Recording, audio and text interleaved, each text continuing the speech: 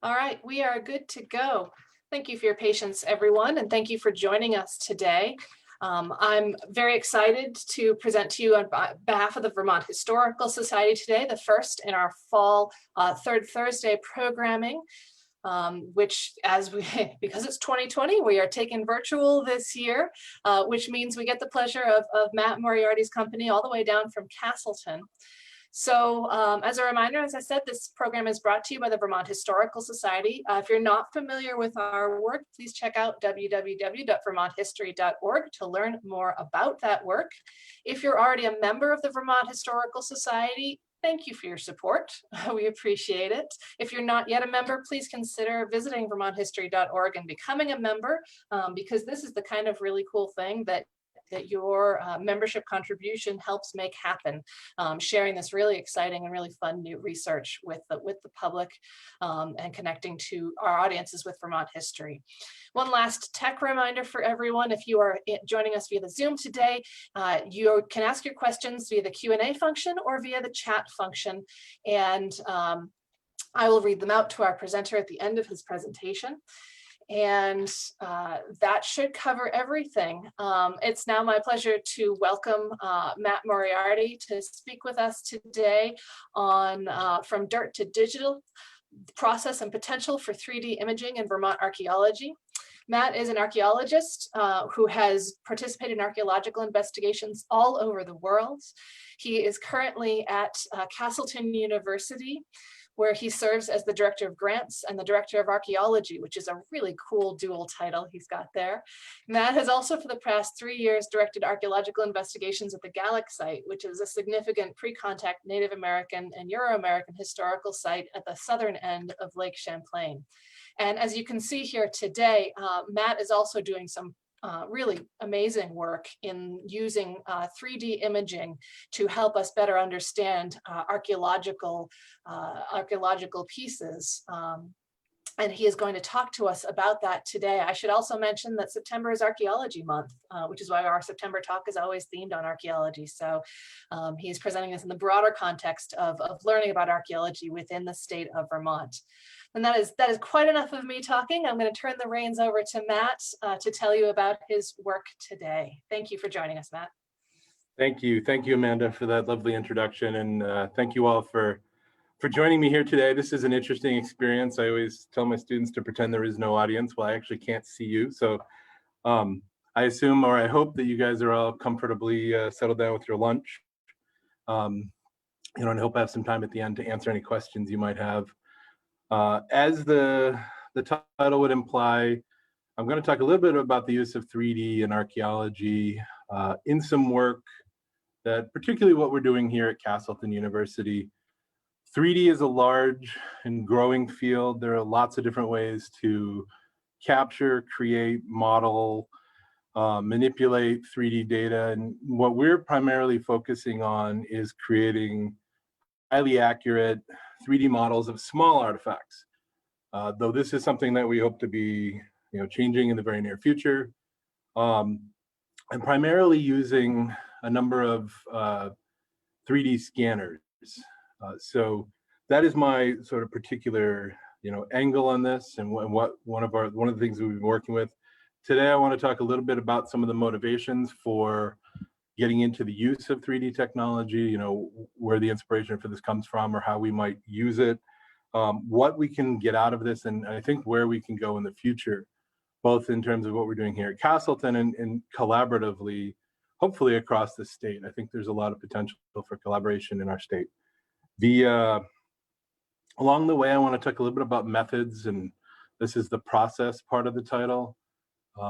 To sort of explain a little bit, without getting into technical detail, how this process works. It's not magic where you go from 3D scanner to a perfect 3D model very quickly at all. It's actually quite an extensive process. I want to talk just a little bit about how that works to help people understand the process. And then I'll talk a little bit about the technology that we're using. This is oftentimes where people have questions, trying to figure out what piece of technology is appropriate for what you hope to scan or utilize. And then one of the things I would just point out is that to avoid the risk of crashing, the computer. I have a pretty souped up laptop here, but 3D images are very, very intensive in terms of their demands on processors. So instead of sort of diving into a lot of 3D images, I've created GIFs like you see on the title screen here. These are actually a lot lower resolution than what you would see if you were looking at it, for example, on our website, and much lower resolution than what you would see if you were looking at the original file. So just keep in mind that this is just sort of a convention of the presentation, and that we actually have quite a bit more detail than what you're seeing here. Let's see. So just to get into the motivations a little bit, I will say that a couple of years ago, I was lucky enough to attend a training, an advanced training in 3D imaging and morphometrics hosted by the National Center for Preservation Technology and Training in Tucson. And I went to this session really just looking for some technical assistance with the first 3D scanner that we'd acquired. I was having a hard time making it work, and I was really hoping that by attending this, I would, really just get out of it, how do I use this particular apparatus? And yes, I did get quite a bit of help with that, but it really, this training, this conference was hugely eye-opening for me, in large part because the organizers were doing such incredibly interesting and rigorous research, on a whole lot of different topics. Just to hit on a couple of them, one of the organizers, Zach Selden, was doing, absolutely incredible work documenting Native American pottery in the NAGPRA repatriation process, and then using the 3D data, just the morphology of the vessel, to look at things like production groups, and absolutely fascinating. Lauren Davis and others were doing some absolutely incredible work, creating 3D models of very early Paleo-Indian artifacts from the West, and using some absolutely amazing techniques, diving into using GIS as a way to analyze these tools. Bernard Means, who has done an incredible amount of work with 3D, it's really eye-opening to see all the different ways that all the different kinds of 3D models he's creating in all the different places he's doing it in museums around the world. So that was a huge eye-opener for me. And the last one was the work that Michael Schott and others are doing in Ohio, documenting private artifact collections using 3D. So seeing this firsthand for me really opened my eyes. It also made me realize that this technology is a lot more accessible than I thought. I am not a tech guru. And along the way, I've had some significant help from various people, and I will mention a few of them here. But this is a lot more accessible than people realize. And the possibilities are absolutely endless. And I truly believe that this is really a big part of the future in archaeology and heritage management and a whole bunch of other fields. So one of the things that I started to do is I started thinking about, like, what are the things that we do and how can we be utilizing this technology to do what we do better? And just to give you a little bit of background, because I'm going to be reflecting back on this a little bit later, we have been engaged in a lot of different kinds of research and activities over the last few years. For example, we started the South Champlain Historical Ecology Project about 4 years ago, primarily to conduct, or one of our initial activities was several years of investigations at the Gaelic site in West Haven. This is a fairly incredible pre-contact and historical site right at the southern end of Lake Champlain. We collected a great deal of information there. We're in the analysis and writing phase on that. We're also, for the last year or so, have been working on a project on campus here at Castleton. Castleton is renovating a National Register home on the Castleton campus. The Granger House dates to circa 1800. And you can see the main part of the house on the left, sort of where it's come over just the last year and a half is fairly remarkable. Oh, in fairness, the top photo is after the paint had been stripped, so it looks a lot worse than it actually did, but it's come quite a long ways. What's been fascinating is that we've been doing archaeology along the way, and there's absolutely fascinating information that we're gathering there and will be gathering there in the near future. The other piece, one of the other pieces of what we do is educational outreach. We've been very careful to make outreach a big part of what we do. Over the last few years, we've had close to 400 K through 12 students on site at the Gaelic site, which is spectacular. And we've gone and given presentations to another 500 more, with the idea that if we can teach students, if we can teach children early on about the importance of preserving archaeological heritage, it'll have a much greater impact later on. We've also partnered with the New Abenaki and the Nature Conservancy, so that when they came to the site we were working at, they would work with us for a little while, but they would also learn about Abenaki history from Chief Roger Longtoe. They would also learn about the absolutely remarkable wildlife in the Buckner Preserve from Julian O'Leary and others at the Nature Conservancy. So we've made outreach to students a big part of what we do. We've also worked with quite a large number of volunteers, almost 200 over the last 4 years.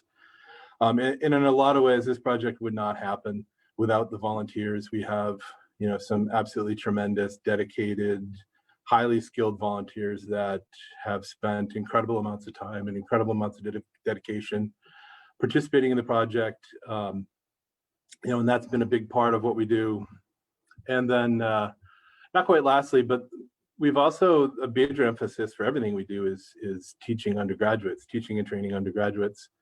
Over the 4 years of the project, we've had several hundred undergraduates, in various capacities, participating for a day, participating in a field school, or in many instances working as a paid intern, helping us with our outreach, helping manage the project, but also picking up skills along the way. And we recently started the Archaeology, Geography, and Applied Anthropology program at Castleton. We just started our second year of the program, and it's nice. We're starting to actually see some decent enrollment for this. So we're very excited about that. And one of the things that's really important for this program in its conception and where we're headed for the future is that we're focusing on local place-based research, research in the area, working with things from the area. This is really what's practical for most of our students, but it's also the case that we think it's important that people learn about Vermont. And what's also great is that we're strongly emphasizing technical skills, that in addition to learning, say, theories of archaeology and geography and applied anthropology, that they're also exiting this program with tangible skills, whether it be in GIS, or as this case may be 3D scanning or 3D modeling. That's where we're really headed with this, at Castleton. So it's been nice to sort of see this develop over the last year and a half. The other piece of this that we've been working on, and this is where we start to get into the 3D, at least initially, is documenting private collections. There are many private collections in this area, and as all of you know, all around Vermont. And obviously we don't want to encourage collecting. We do think it's really, really important to collect the information, whatever information we can, about these collections, particularly if there's any amount of context, any idea of where these artifacts are from. And this has been something that we've been doing really from the inception of the project, looking at, with good fortune, meeting some really nice folks who would allow us to borrow their collections. And then we've been photographing it, front and back, lots of different ways, cataloging it, doing a very limited analysis. And this has been really productive. I mean, we've generated a tremendous amount of data, and we do feel like we're starting to learn quite a bit from this. One of the collections that's really been a pleasure to work with, and I think is ultimately informing us quite a bit, is the Ryland Benford collection from the Lake Bomazene area. This was collected in the 1930s. Benford's grandson, Kevin Treadwell, has graciously allowed us to borrow this collection multiple times, first to analyze it and photograph it, and now to 3D scan it. What's so important about this collection is that Benford did provide a little bit of contextual information, at least to the site level. And also this really provides, 12,000 years or evidence of 12,000 years of Native American activity right around Lake Bombazine, and it's, from 12,000 years ago right up to historical times and then into the present day. This is a hugely important collection, and it's been, quite a labor to analyze it and to work with it. And, it's going to be fun when we eventually get around to publishing it, or publishing information about it. But this is also where the 3D sort of comes in.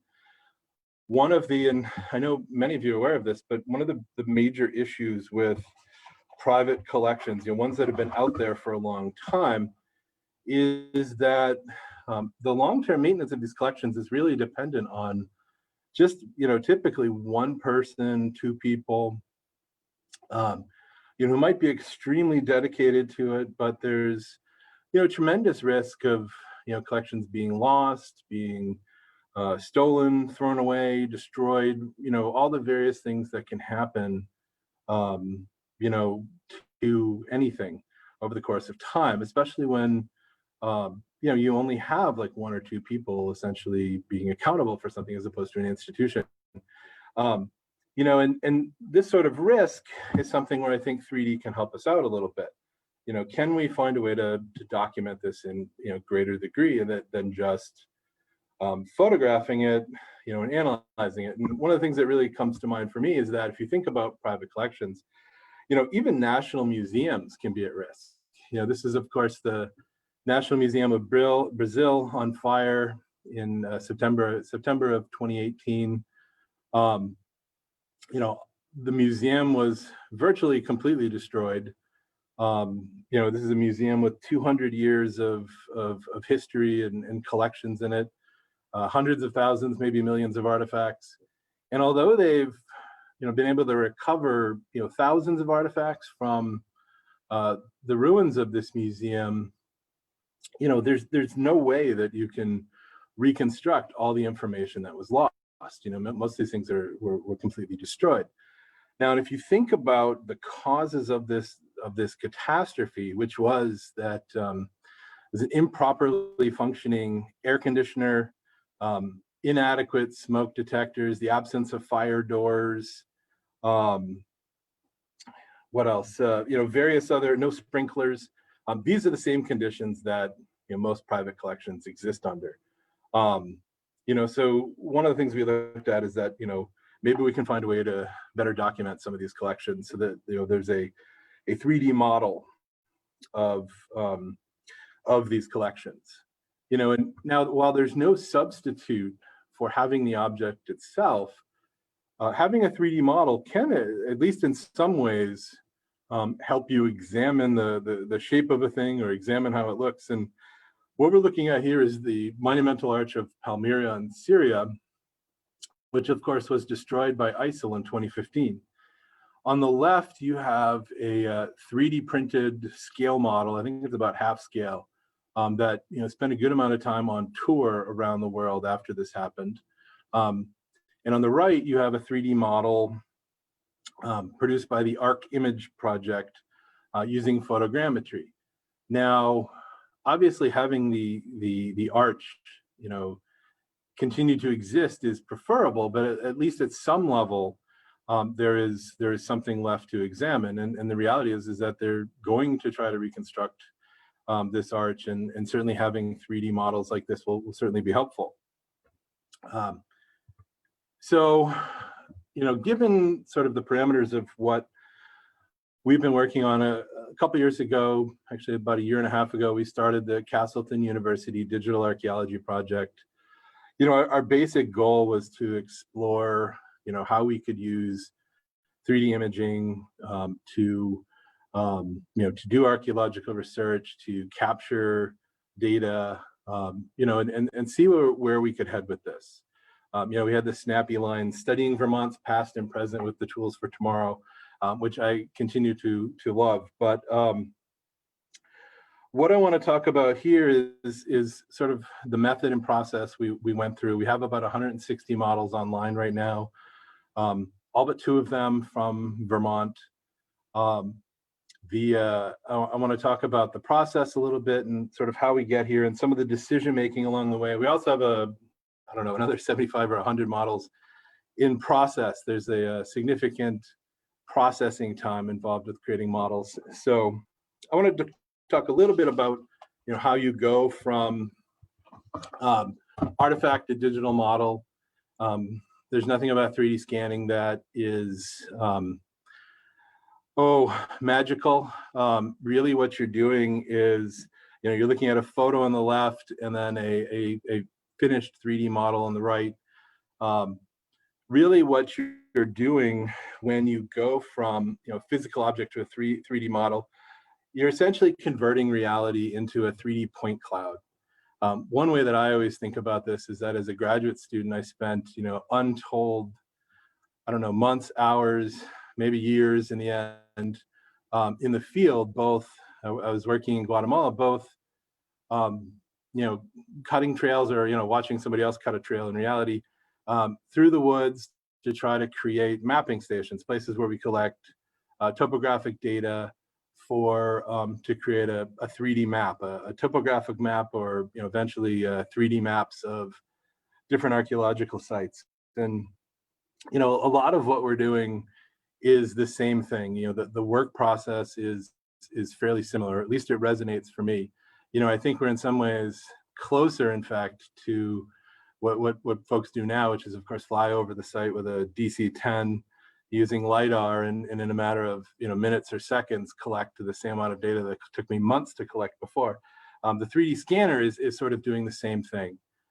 You're collecting a bunch of information and you're translating reality into a point cloud, which you can use to generate a full surface, a water type model that you can print, you can manipulate, analyze, do whatever you want to. And the way we've been doing this, we've been using a couple of different methods. When we started off in this, we were using a Next Engine 3D scanner. Next Engines are technically a laser scanner. Basically it works by bouncing a laser off of the object many times a second to create a 3D model. And then if you're doing texture or you're including the photographic qualities, it's then like overlaying that on there. Next engines are used quite a bit around the country.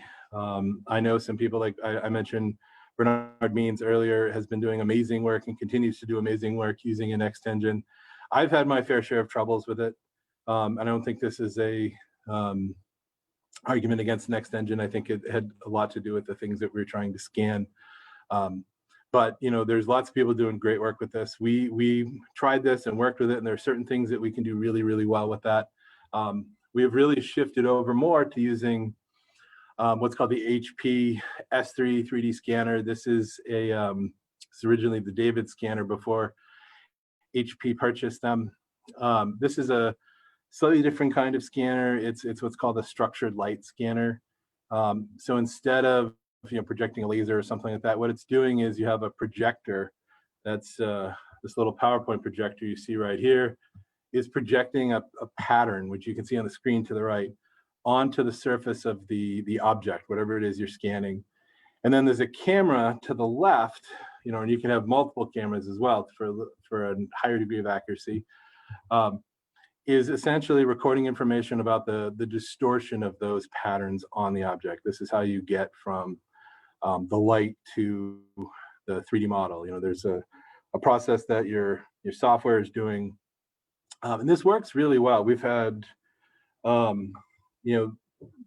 this is one of the scanner that we use most of the time now, and in large part because it works best with what we spent the most time on. And it's also, I think, in a lot of ways, a great scanner to learn on because the software is very granular, lets you manipulate, change options. You have to play a role throughout much of the process. So you kind of get a window into how the scanning works. I keep talking about the subject matter, and one of the amusing pieces to this is that when we started this project, we really were focusing first on trying to document artifacts, primarily projectile points, and other kinds of tools from private collections. And those have very particular attributes, and it's very interesting to sort of compare it to a list of things that potentially cause problems in 3D scanning. Things that are very thin can be challenging, making those two faces of the object mesh later. Things with sharp edges can be challenging. Things that are made of dark material, things that are made of reflective material, things that are semi-translucent, even around the edges, can be fairly challenging to scan. And so in a lot of ways, our choice on focusing on this right at the beginning, gave us some hard work to do, which is good as far as learning, but it was certainly a challenging thing because most of the artifacts we're dealing with are really thin, are made out of dark material. Some of them are you can see through slightly on the edges, particularly if they're really sharp. Some of them are also really reflective. So it's an interesting place to learn, but I think we learned a lot, and I think it's helping us sort of move to the next level in other regards. Now, along the way, you also have to deal with, and this is something I think a lot of people wrestle with in scanning, or maybe they should, the question of whether or not you want to include texture. Texture in 3D scanning is really applies to the photographic aspects of the artifact. Do you want to capture how the artifact looks, or potentially, and do you want to capture its geometry, its shape? And this is something you have to wrestle with, especially if you're scanning things that are hard to capture. Because if something's hard to capture, sometimes you need to add, anti-reflection. You may need to add an inert powder, very, very lightly applied, completely inert, to capture the geometry. And I found this sort of a lengthy debate, at least in my own head, about what we would do with certain things, and I think this beautiful Jasper point provides kind of a nice comparison. The first one of these scans we did was on the Next engine, and we did a textured model. And I'm not doing the model justice here. I've had to really reduce the scale. This is the one on the left. Really reduce the resolution, and I probably could have done the model a lot more favors with better lighting and things like this. But we posted this on our Facebook page, I don't know, a year and a half ago, and it got a lot of oohs and ahs. Until some pesky graduate students, really kind of zoomed in on it, and pointed out, as they should have, that there are some fairly significant flaws in the geometry, and in a lot of ways, the texture is covering that up, and that's something that you have to kind of wrestle with in 3D. When you're capturing the texture, is there a sacrifice being made to get the texture, and are you losing geometry? Whereas if you're interested in the geometry, that's going to be a problem down the line. And I will compare this to the artifact on the right. It's the same artifact. This is a 3D model with no texture, and it's pink. I always try to put it in a color that doesn't look like a real artifact if we're not doing texture. So you'll see a lot of pink artifact models in the near future. So obviously we don't have texture there, but I do feel really good about the geometry. And the reality is that it'd be really hard to produce a 3D model, at least with what we have or had. I'll talk a little bit more about this later. Produce a 3D model with the photographic qualities of the picture in the middle. I mean, that's a very hard level to get to. So our perspective at the moment is sort of like having the photo and having the untextured model together should provide you with plenty of information. So when you think about 3D scanning, you have to, you capture the images or scans, with one of various scanners, and I'll talk about a few more. Really the major part of the process is actually what's called the post-processing, where you have to deal with all of the data that have come in. So for example, you're looking here at a single scan of not that point, but a similar point. That's set up on the scanning bed. It's sitting on it's been placed on a foam support, and we look at this and we say, okay, this is one scan. If you look over here, we've got 24 of them. And what you have to do in post-processing in part is, deal with some of the things that come up in scanning. So for example, we see this artifact support. We have no interest in this. This is just the foam that we're using to pedestal it.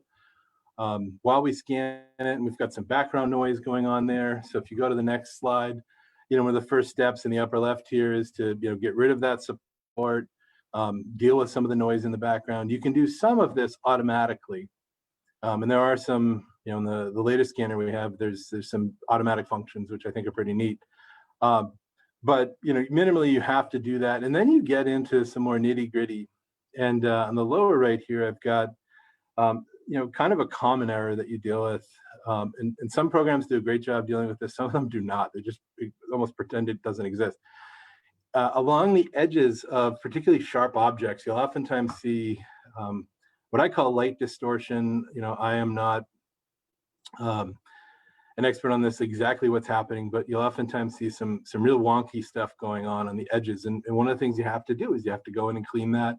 You have to identify where the problems are, go in and clean that. And then you're doing this for every one of your scans.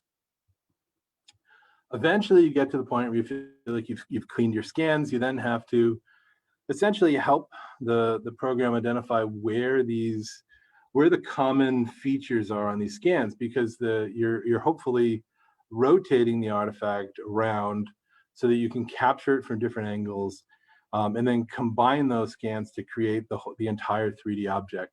So if you look in the upper left, and this is in the HP program, which is spectacular, you're identifying, all right, this is a common feature to that. These are showing a slightly different view of the artifact, and you're coaching it up on how those two things interact and overlap. And then if you look in the lower right, you've got those two things aligned. This actually isn't a perfect alignment. We'd like to see maybe a little bit more color mixing there, but that's our initial alignment between the two. So you've done that for two. You then will take this to another level. If you look in the upper left, this is a different artifact, but now you're looking at, I don't know what it is, 30 some odd scans that have all been aligned. You've gone through, you align them all, and then you've asked the computer very nicely to essentially check your work and do a lot of global alignment and fine tuning, which is where you're really getting to your final data set. And then you can use that to produce a fused watertight model, basically something that you can take to another program, you can print, you can analyze, you can do whatever you want with. That's, more or less you're getting to your final product. Usually there are a few other steps that you can or should take at that point, but for the most part, that's the process. The fusing process is I think a little bit of an art where you have to think really hard about the level of detail you want in your model, how much error you see, do you want a little bit of smoothing? Because again, this is a model, and a very, hopefully very, very accurate model. But there's usually very, very small issues that you don't want to take away from the 99.999% of the model that's perfect. So I'm mentioning this post-processing, and I would just highlight that for a normal artifact, you might be talking about an hour or two, something very simple, straightforward, the post-processing. I wish it was that fast all the time. Oftentimes it takes a few hours. Sometimes it can take 5, 6, 7, 8, 10, 12 hours. Depends a lot on what you're doing. Really most of them though should be an hour or two. But one of the things that's been great is that we've had some stellar undergrads working as interns in this project. On the left, we have Will Jacob, a recent graduate from Castleton. It's actually an English literature major, sort of a true Renaissance man, also fascinated by archaeology and spent a lot of time working on this, as well as working with us on SHEP. In the middle is Sarah Skinner, who is not an intern. Sarah is a professional archaeologist working at the Forest Service. We're very lucky to have her. She's a Vermonter who went off to Oregon State to do her master's degree, and is an expert in 3D scanning, and actually particularly with the HP scanner, and did really some wonderful work helping us get set up with that particular scanner. On the right, we have Samantha LaPlante, who as you can tell from her mask that sort of dates when she's doing this work. She spent about a month or so, maybe a little bit longer, coming in every day, interning, and really mastered the HP scanner and did some fantastic work. You know, like we try to provide internship opportunities all the time. If anyone is out there wondering, yes, we're usually interested in working with interns, particularly if people are dedicated and ready to come in and sort of grind away. This is the learning curve on this can be quite steep. And we usually try to find paid internships. That, you know, we don't always have that funding, but like we do our best to try to find funding. So none of this is happening without some fantastic interns. And Sarah Skinner, thank you so much if you're out there, you know, for all the work getting this set up, you know, and helping us understand the process, me in particular. Yeah, we have a couple of other scanners I want to quickly mention. One of them is the EinScan SP. It's another desktop scanner like the HP. It's a structured light scanner. I haven't had enough time to play around with this, you know, to sort of figure it out. Like a lot of other scanners, has a hard time with projectile points. What we did figure out this summer is that it works really well for things like groundstone. You know, this polished, the pitted hammerstone on the right only took about 45 minutes from setup to final product, maybe a little bit longer. I don't remember how long I played with this in post-processing, but like this was, you know, a very quick scan using this. I mean, it has a fixed focal point, so unless you want to take the scanner out of the structure there, this, I think, you know, is really good for objects of a certain size with a certain geometry. And one of the things I think it might be very useful for is maybe FCR. You know, in addition to groundstone, something we want to try out sometime in the near future, because it does seem to be quite rapid. The other scanner I want to quickly mention, and this is, you know, kind of a breakthrough for us, is the Artex Space Spider. We recently acquired one of these just last month. And the Space Spider, you know, is also a structured light scanner. What is fantastic about it is that it is handheld. And what this means is that you can move it around and get into sort of the tight spaces that different kinds of objects present. It's also extremely high resolution and has fantastic texture properties. You know, this is a fairly significant piece of technology that we are very grateful we were able to acquire through a grant. You know, and we are very excited to be utilizing this because I think it's going to change, you know, how we do a lot and what kinds of objects we can produce high quality scans for. On the right, we have a carved tourist mask I bought in Guatemala about 20 years ago. It's about 11 inches by 9 inches, and I thought this would be an interesting one to do.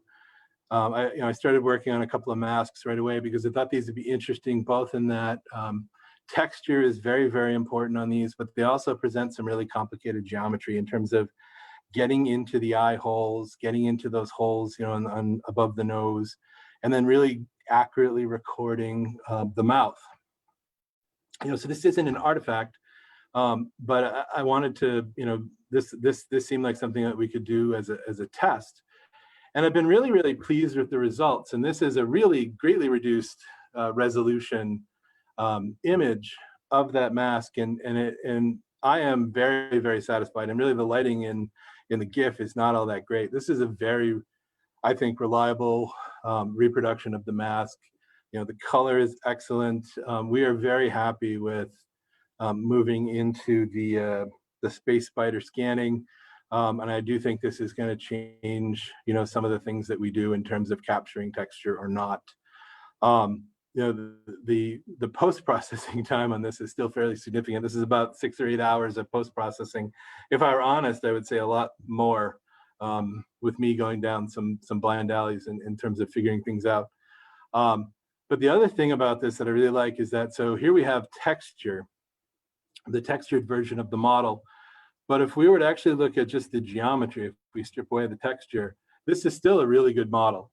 We are, you know, like this is something that I could 3D print if I wanted to, or, you know, do whatever form of analysis on it. You know, so this is a very good reproduction or very good 3D capture. You know, so we're really looking forward to trying a whole lot of other sorts of objects with with the spider scanner. I think it's going to be very useful for things like historical pottery. Generally speaking, things that are, around basketball size or smaller, maybe a little bit bigger than that, or pieces of things that are larger, but, maybe that sort of scale. This is, highly accurate, more accurate than I think our other scanners, and also better with texture. So this will be interesting to keep working with. The other thing that we're really excited, we haven't got this yet, we received the spider as part of an educational package. The other part of it we're waiting on, because there's quite a long waiting list for this, is the Artec Leo, which really allows you to do things that are slightly, from slightly larger than that to much larger than that. From doing a car, a carriage, a tractor. What I'm particularly interested in this for is I think it'll be fascinating to look at things like architectural elements, really record a truly accurate 3D model of architectural elements on, for example, historical houses. I wish we'd had this before the Granger renovation project had started. It would have been really interesting to sort of capture some of the original work. I mean, beyond the photographs that were already taken. But I can also see this being used on gravestones, and all kinds of things. I mean, this I think is going to open a lot of opportunities. Again, this is high resolution and textured. So that's kind of the future for us. So I wanted to quickly sort of talk about the results so far. I've really just touched on process. We have roughly 160 models online. These are organized into collections. I would encourage you to explore it if you have the chance. These are displayed on the site sketchfab, sketchfab.com. And we're just, CUDAP, Castleton University Digital Archaeology Project. I have the link here somewhere in the presentation, but just to give you an idea of what I think we can do with this, or what some of the benefits that we're seeing. We have, for example, almost 100 scans posted so far from the Benford collection. That's about 15% of the collection as a whole. Probably, if we had more time, we could do 100%. We just don't have, the time that would be required, or maybe we need more interns to capture this whole collection. But again, these are all in pink here because we don't have the texture for these.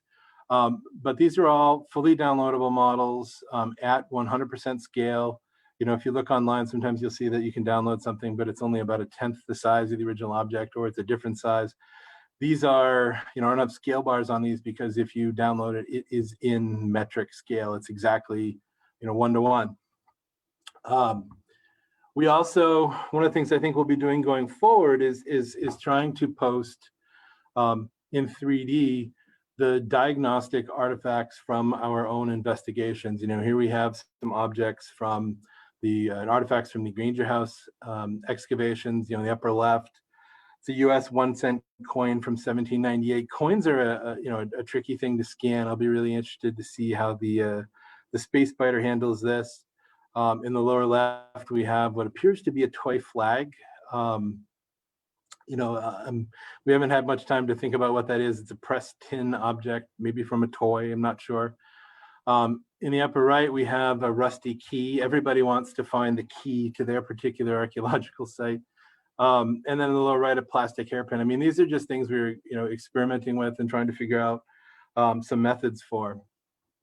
If you look through the collections, you can also find that we have things sorted, by example, by tool class. If you were looking, if you wanted to download and print, for example, drills or perforators, to try, we've scanned quite a few of these from the Benford collection and from investigations at the Gaelic site.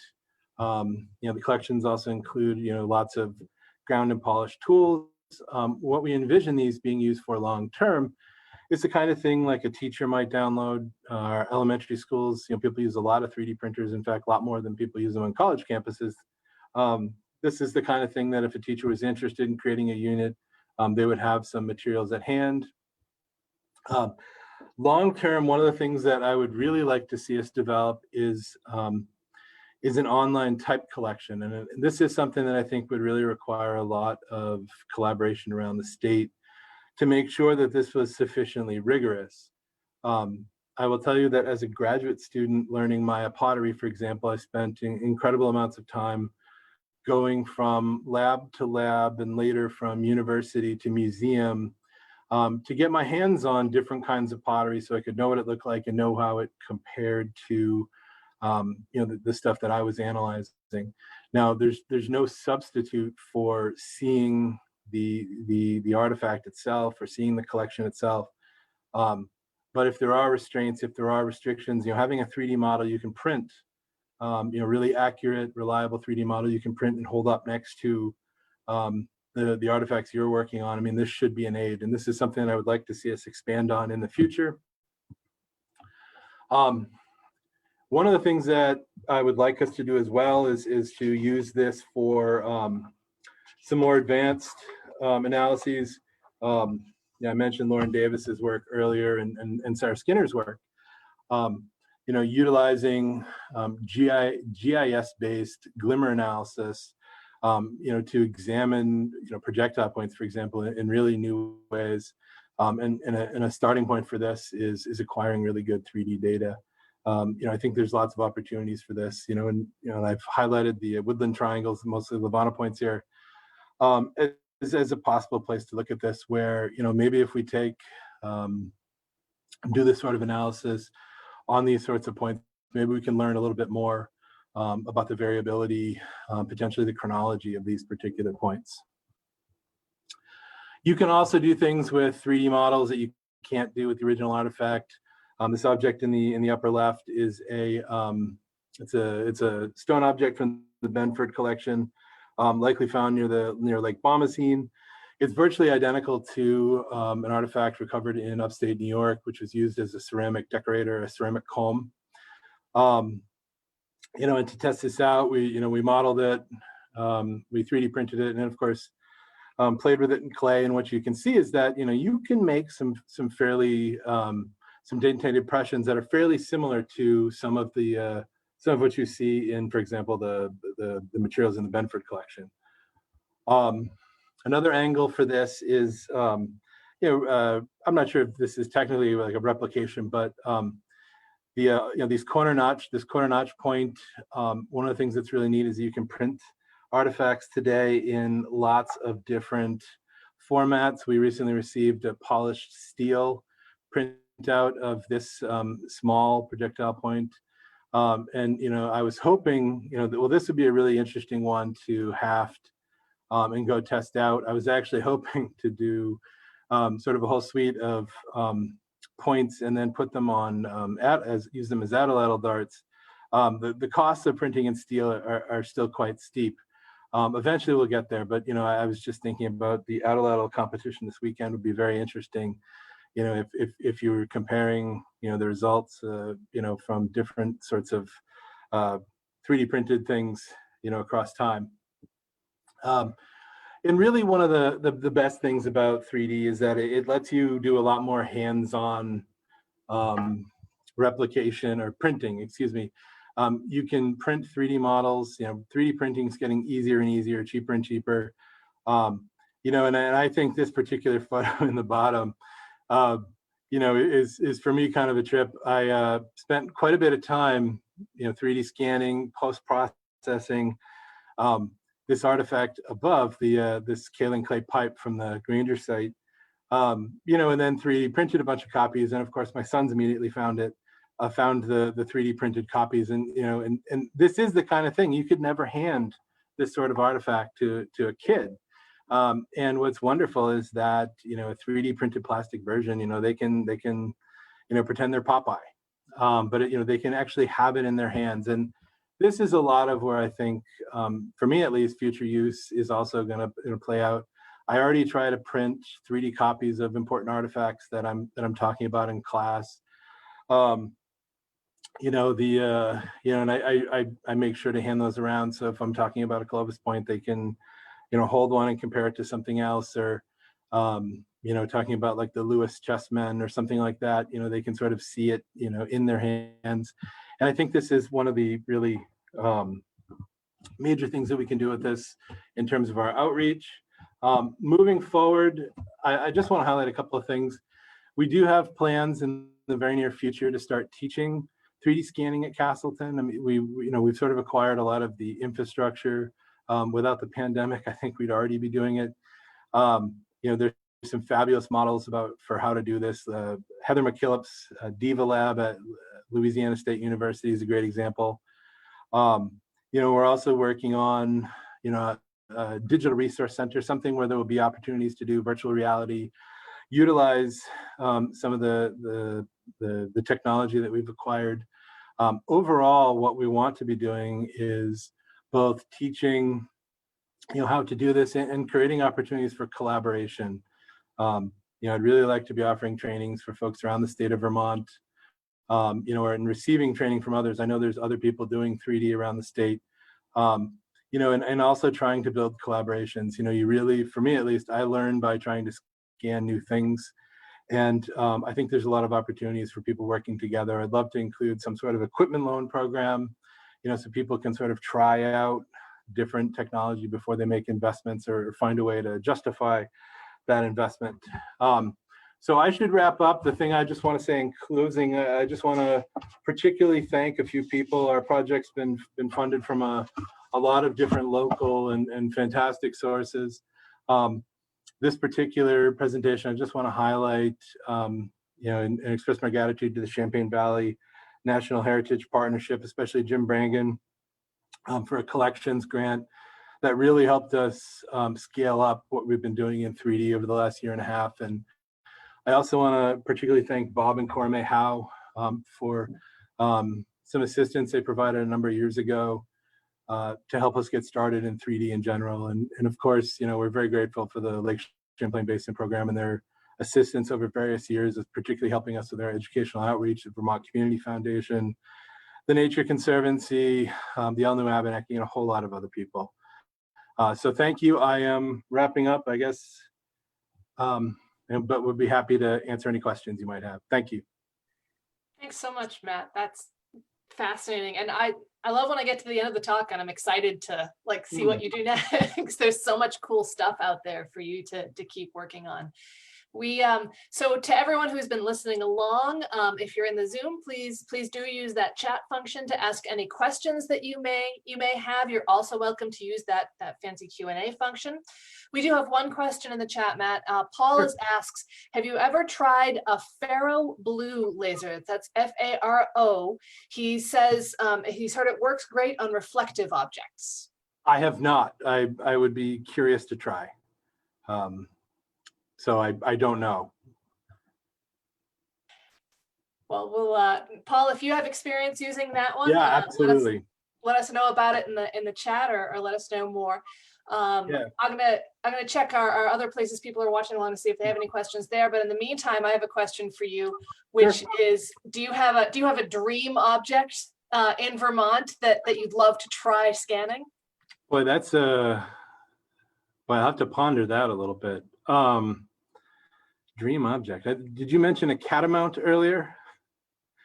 Yeah, so for those following along, I think it would be really fun if we could get that beautiful fancy new one that Matt is waiting for this fall to come up and scan our catamount at the Vermont History Museum. And I was chatting with someone this morning who also suggested that the Sirius statue that was on top of the State House might also be a great candidate. That would be amazing for future 3D scanning. One of the things that I've sort of been fascinated by is that I live in Proctor, which, I'm not sure everyone knows this, but Proctor is famous for marble. And when you go through the cemetery in Proctor, it's absolutely incredible, the artistic skill displayed and the changes in style over time for the various gravestones. And with permission, it would be fascinating to try to document, and I know photographs exist for, the vast majority of these, but it would certainly be fascinating to document some of the, I think, incredible artistic creations in some of the cemeteries, around Vermont. I just think of the one in Proctor because it's incredible. Yeah, I think that's a great. I mean, I'm broadcasting this about a mile away from Hope Cemetery in Barrie, which is also well known as a center for some extraordinary carving. Of course. So Paul follows up in the chat that he has one of those ferro blue lasers at work if you'd like to test it. So yeah, Paul, contact me. Paul, what's your, send me an email, matthew.moriarty@castleton.edu. I'd love to chat. I don't even know how I would do it, but I always want to learn more about this. So I'd be happy to chat about that. Great. Well, I look forward to a future where, if everyone watching along in this talk could download a point and print it while they're watching. And yeah, it's fairly fast. I mean, the 3D printing has gotten really cheap. You have to have the 3D printer, but they're not even very expensive anymore, and they're user friendly. I am not a tech guru, and like if I can figure it out, everyone can. Have you done, you've talked a lot about the scanning that you've done. Have you done a lot of printing at Castleton, or are you leaving that, are you outsourcing that? Occasionally we outsource it. Like, we can't print, in steel, and like we did have some stuff resin printed.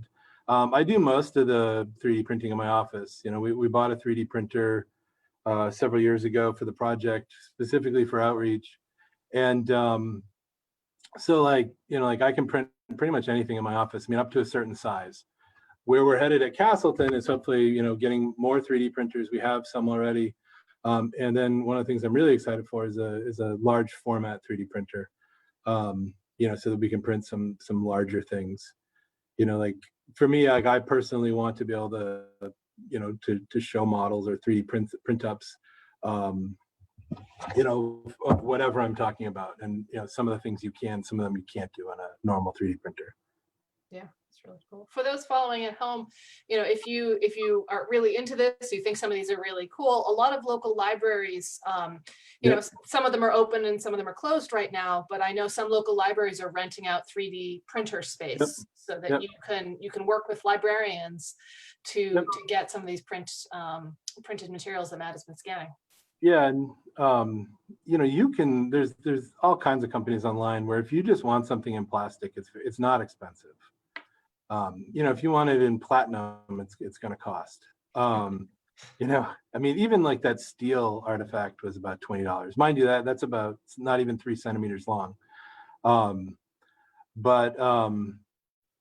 like it's not as expensive it used to be, in large part because you have a lot of people doing they're modeling things for manufacturing, and they need fast 3D prints. So, it's pretty easy. And just for a few $100s, you can get a 3D printer that will do most things. We have a nicer one, but that's more about reliability. Yeah, really cool. So I don't see any more questions coming in. Okay. So thank you so much for joining us today, Matt. I hope everyone watching along was inspired. We'll look forward to having you back, at a future point to update us on where things have gone in the future. So thank you again for joining us. Thank you to all our attendees for joining us. Please check out vermonthistory.org for all of our other programming from the Vermont Historical Society. We have other talks in this Third Thursday series coming up. Our next one will be in October. On October 15th, Tony Lopez is going to share sort of his perspective on Governor Phil Hoff in the election of 1962. We also have some really cool upcoming virtual programming. In October, we're going to be doing a series of collections care classes for the things that you have in your own home. And then in November, we've just announced we're doing a series of cooking at home classes with some historic recipes. So there's lots going on at the Vermont Historical Society. And we welcome you to join us in those future programming. Thank you again, Matt, for joining us today. I hope you all have a lovely rest of your day.